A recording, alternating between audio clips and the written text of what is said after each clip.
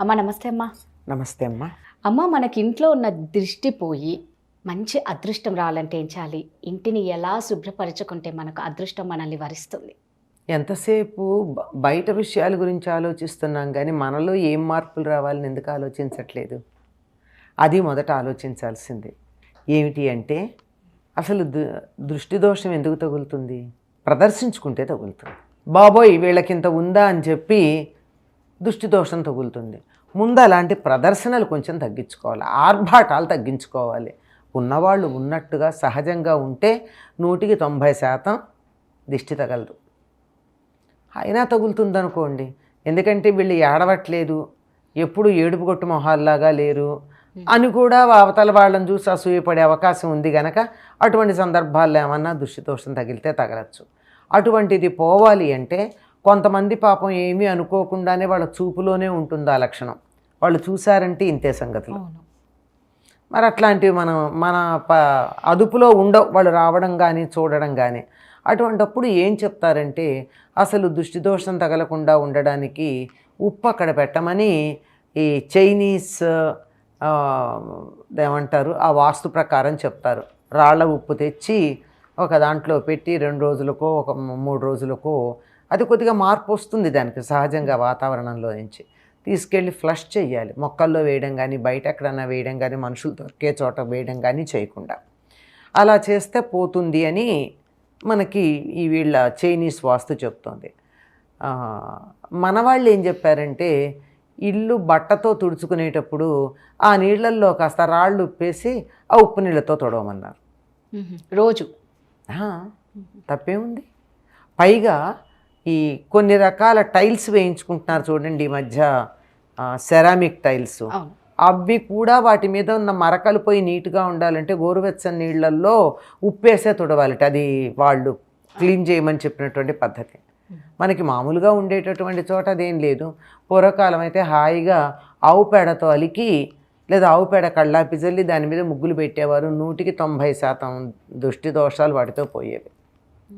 పైనుంచి వచ్చే దృష్టి దోషమే కాక ఏ రకమైనటువంటి క్రిమికీటకాదులు లోపలికి రాకుండా ఆవు పేడ అడ్డుకుంటుంది.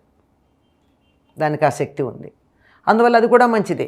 పైనుంచి దృష్టి దోషం అని మనం అనుకున్నా దానికన్నా మించి మనకు కనపడేటటువంటి ప్రత్యక్షంగా కనపడే అనారోగ్యాన్ని కలిగించేటటువంటి క్రిమికీటకాదులు అవి లేకుండా పోతాయి. ఇంకా ఈ మధ్యకాలంలో చెప్పింది ఏమిటంటే ఆవు పంచితం ఇల్లంతా చల్లండి, లేకపోతే మీరు ఇల్లు శుభ్రం చేసేటటువంటి నీళ్లల్లో కాస్త ఆవు పంచితం వేయమన్నారు. ఆవు పంచితం అంటే గోమూత్రము. అది గృహప్రవేశం చేసేటప్పుడు మామూలుగా చేస్తారు కదమ్మా? చేస్తారు. ఇప్పుడు మన ఇల్లు తుడుచుకునేటప్పుడు కూడా, ఎందుకంటే గోమూత్రంలో లవణాలు చాలా ఎక్కువ ఉంటాయి. అందువల్ల అలా చల్లామంటే అది ఎక్కడ పడితే అక్కడ గుర్తులు వస్తాయి, వాటి మార్క్స్ పడతాయి.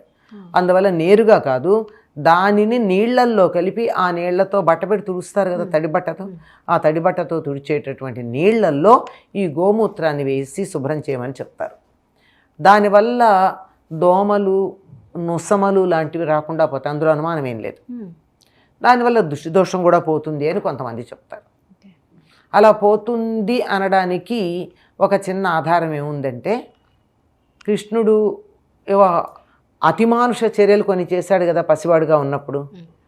ఆ పూతన పాలివ్వడానికి వచ్చింది, పాలు వెళ్ళి తాగాడు, పాలిస్తానంటే చక్కగా.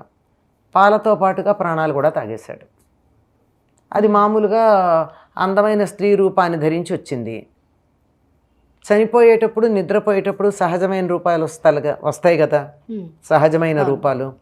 అంతే, అది ప్రాణం పోతూ పెద్ద కొండంత శరీరం ఈ మూల నుంచి ఆ మూలకి అందరూ భయపడేటట్టు ఆ శరీరం మీద కూర్చుని ఆడుకుంటున్నాడు ఈ పిల్లాడు కృష్ణుడు. అంటే ఓ కొండ మీద కూర్చున్న చిన్న చిట్టెలుకలాగా అంత. అది చూసేటప్పటికి వీళ్ళందరికీ కంగారు పుట్టింది, గోపికలందరికీ. ఏమైపోతుందో భయపడి ఉంటాడు పిల్లాడు. ఇతడు పాలు తాగడం వల్ల చనిపోయింది అని వాళ్ళకి తెలియదు. ఇంత శరీరం చూసి భయపడిపోయి ఉంటాడు. అందుకని భయం పోయి దిష్టి పోవాలని చెప్పి వాళ్ళు ఏం చేశారు అంటే అటు ఇటు నిలబడి కొంతమంది ఆవు కింద నుంచి ఇటు నుంచి వాళ్ళు ఇటు వాళ్ళు అలా 3 సార్లు అందుకున్నారు. అంటే ఆవు దగ్గర నుంచి మంచి ఎప్పుడూ కూడా ప్రాణవాయువే వస్తుంది కనుక లోపల భయాలు లాంటివి ఉంటే పోతాయి. ఆ తర్వాత ఆవు తోకతో ఒళ్ళు తుడిచారట, గోమూత్రం చల్లారట, ఆవు పేడను నుదుట పెట్టారట, భయం పోయింది ఇంకా పిల్లాడికి అనుకున్నారట. అంటే కృష్ణుడికి పోయిందని మనం వాళ్ళ దృష్టి, కానీ ఆ రోజుల్లో దృష్టి దోషం పోవడానికి ఇటువంటి పనులు చేసేవాళ్ళు పిల్లలకి. అందుకే ఆవు పంచతం ఇంట్లో చల్లుకున్న దాని ప్రభావం వల్ల ఎటువంటి దృష్టి దోషం ఉండదంటారు. అసలు అన్నిటికన్నా ముందు ఇల్లు శుభ్రంగా ఉంటే సగం దరిద్రాలు ఉండవమ్మా. అవునమ్మా, కరెక్ట్గా చెప్పారు. ఇల్లు శుభ్రంతోనే. నువ్వు ఎంత డెటాల్ వెయ్యి, ఇంకేదన్నా వెయ్యి, లైజాల్ వెయ్యి, ఇంకోటేవో ఉన్నాయి కదా, అట్లాంటివన్నీ వేస్ట్ చేసినా ఇల్లు సరిగ్గా లేకుండా ఈ మధ్యలో ఏదో శుభ్రం చేస్తే ఆ మూల ఇన్ని బూజులు, ఈ మూల ఎలక, ఈ లోపల బొద్దింకలు ఇవన్నీ ఉంటే ఏమిటిది ఎంత దరిద్రం ఉంది. దరిద్రం అంటే అంతే, అసలు ఇల్లు అలా ఉండడమే దరిద్రం. అమ్మ, దిష్టి అంటే ఇప్పుడు మనకు ఆరోగ్య సమస్యలే ఉంటాయా, లేకపోతే మనకు ఉన్న డబ్బు కూడా పోయేది? అన్ని రకాలుగాను ఉంటాయమ్మా. ఏ ఒక్క విషయంలోనూ మనం ఎదుగుదల ఉండదు. ఎదుగుదల ఉండదు. ఎదుగుదల లేకపోయినా పర్వాలా, తరుగుదల ఉంటుంది. దానివల్ల ఉన్నది హరిస్తూ ఉంటుంది. హరిస్తూ ఉంటుంది. అమ్మ, చాలా చక్కగా చెప్పారు. ధన్యవాదాలమ్మా. నమస్తే అమ్మా.